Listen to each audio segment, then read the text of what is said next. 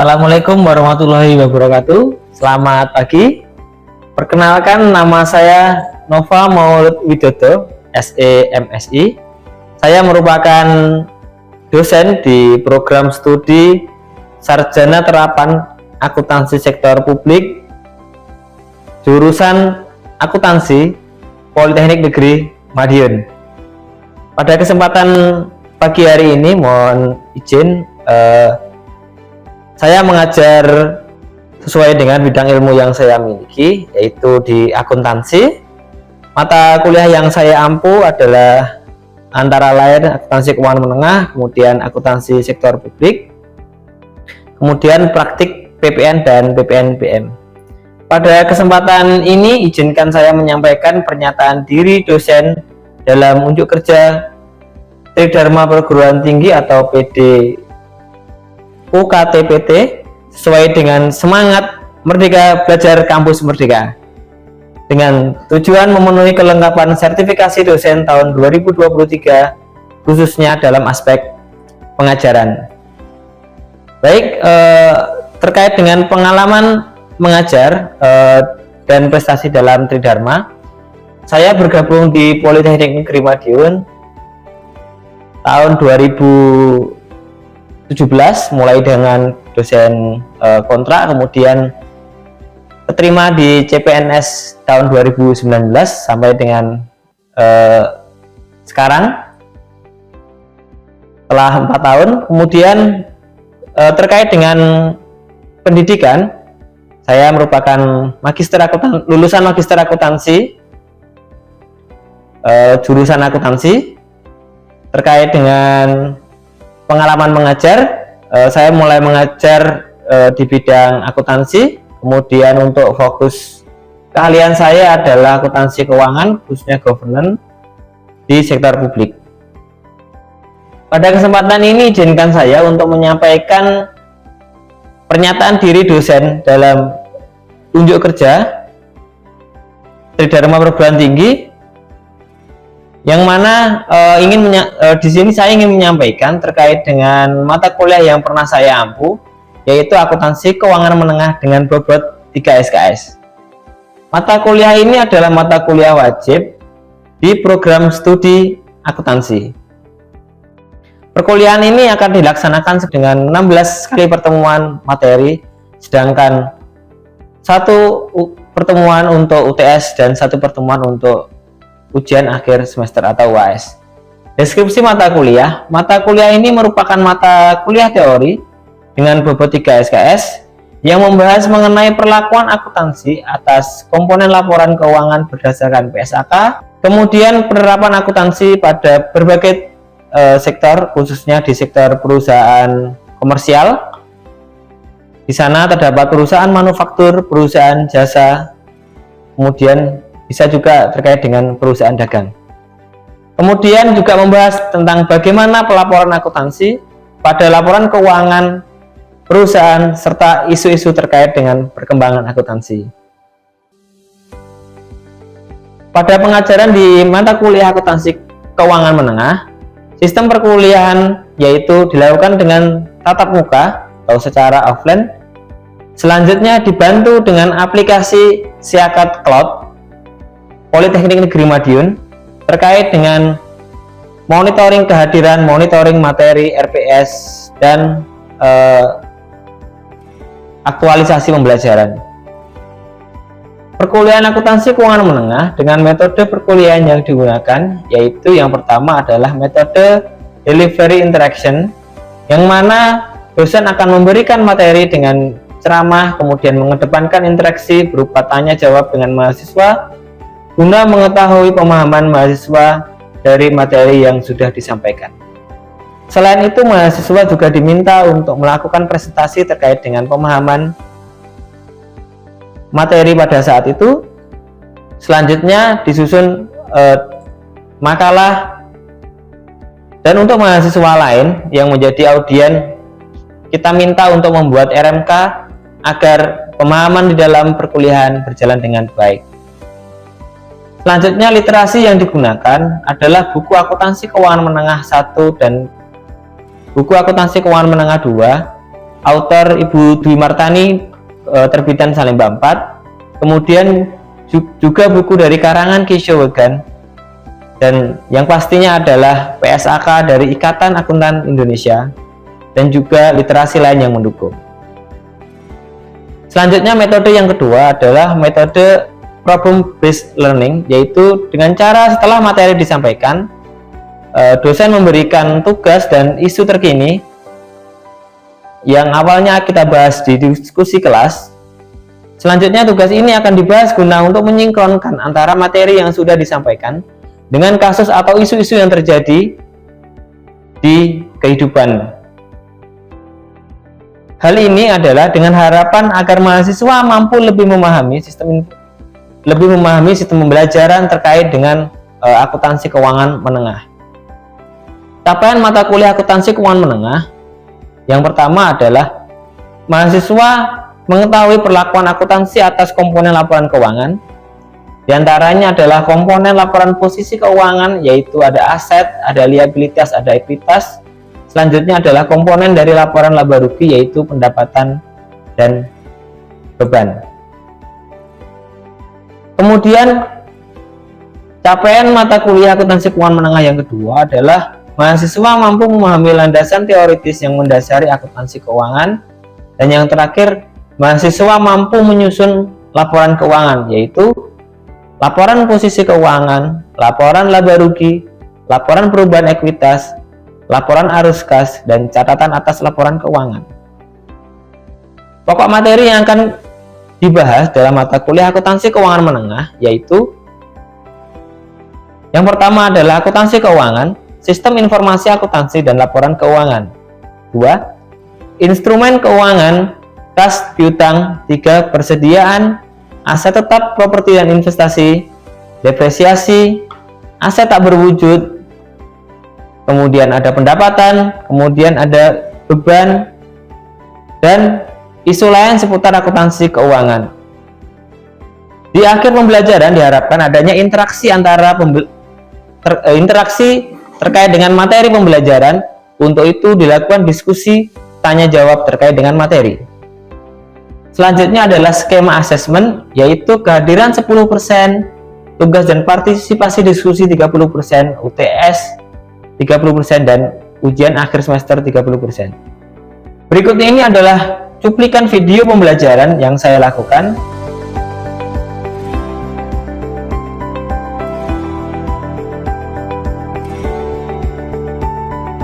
Selamat siang, Assalamualaikum warahmatullahi wabarakatuh.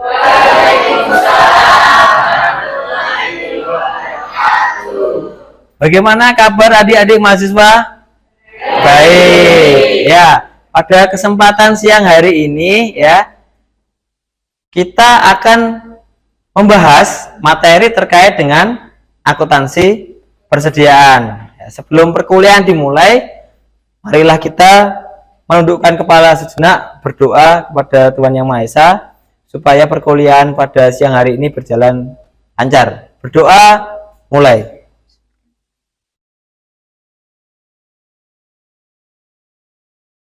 Berdoa, selesai. Hari ini kita akan membahas mengenai akuntansi persediaan.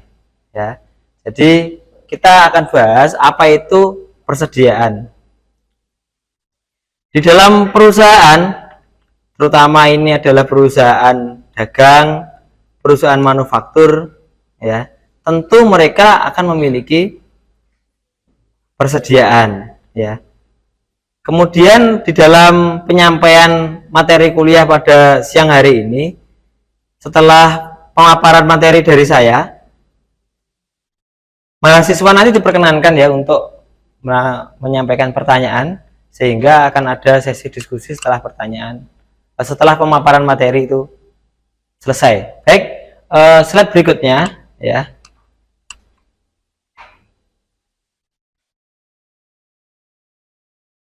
Jadi apa itu persediaan? Jadi persediaan ini bentuknya bisa barang, kemudian perlengkapan yang diperoleh dengan maksud untuk mendukung kegiatan operasional perusahaan. Jadi itu kalau perusahaan dagang tentu persediaan ini adalah persediaan barang dagangan. Kalau itu perusahaan jasa, mungkin persediaannya adalah persediaan perlengkapan. Sehingga kalau persediaan perlengkapan tidak pada akhir periode akuntansi akan dilakukan penyesuaian, yaitu dengan menjurnal beban perlengkapan pada perlengkapan. Oke. Kemudian persediaan ini merupakan aset lancar. Ya, karakteristiknya apa? Dia memiliki maksud dipertahankan ya dalam jangka waktu 12 bulan. Oke, selanjutnya.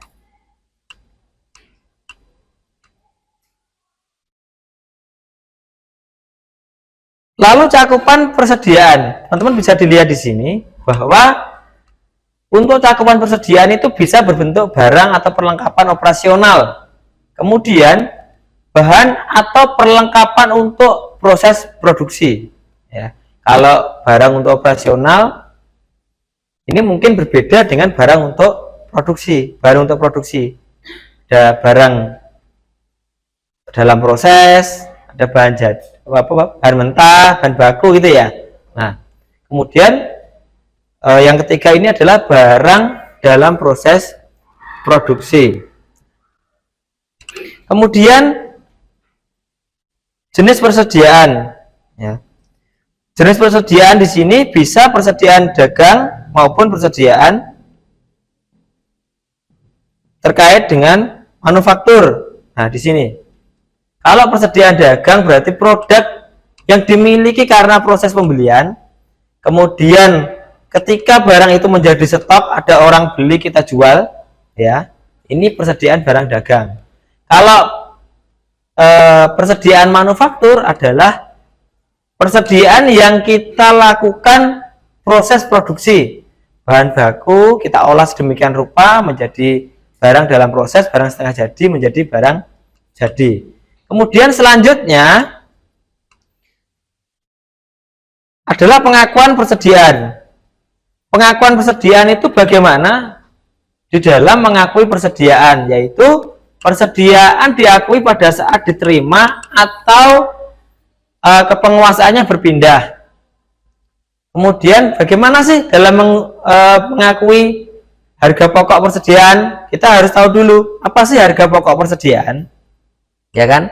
Jadi harga pokok persediaan adalah jumlah semua pengeluaran yang langsung maupun tidak langsung terkait dengan perolehan, penyiapan, penempatan persediaan tersebut agar dapat dijual. Jadi bagaimana persediaan itu sampai ke tempat kita, sampai dengan itu siap untuk dilakukan penjualan. Nah, kemudian ini teman-teman, good on transit ya.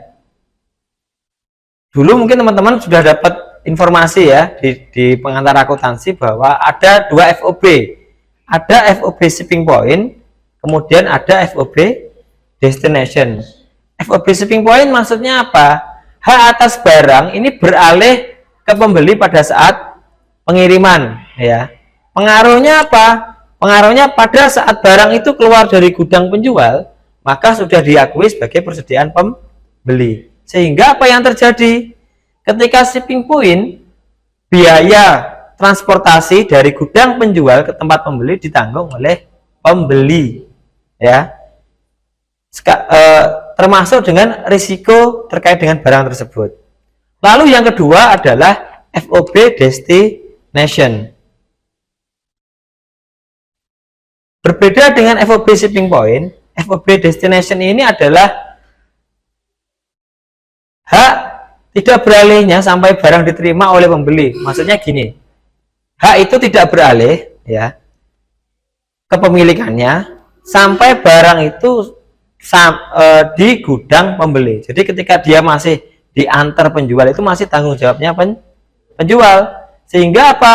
Biaya perjalanan itu ditanggung oleh penjual. Sampai di sini paham ya? Oke, kemudian berikutnya ya. Berikutnya adalah metode arus biaya. Kaitannya dengan persediaan, ini ada beberapa metode arus biaya. Tapi yang paling sering dilakukan adalah metode FIFO dan metode average ya. metode first in first out dan metode rata-rata. Nah, jadi kesimpulan materi hari ini terkait dengan persediaan, teman-teman, ya, bahwa persediaan itu bisa muncul karena dua hal. Karena persediaan itu persediaan barang dagangan karena proses pembelian, dan persediaan yang muncul karena proses produksi. Kemudian persediaan ini ketika dia dijual, ya, ada dua FOB, ada dua good on transit. Yang pertama adalah FOB shipping point, yang kedua adalah FOB destination, ya. Oke. Apa bedanya FOB shipping point sama destination? Tahu kan? Ya. Oke. Kemudian itu perkuliahan kita pada siang hari ini. Saya persilahkan mahasiswa untuk bertanya. Oke, silakan. Perkenalkan namanya, kemudian pertanyaannya. Sebelumnya, saya Iman Septiani Rais dengan NIM 219/2024.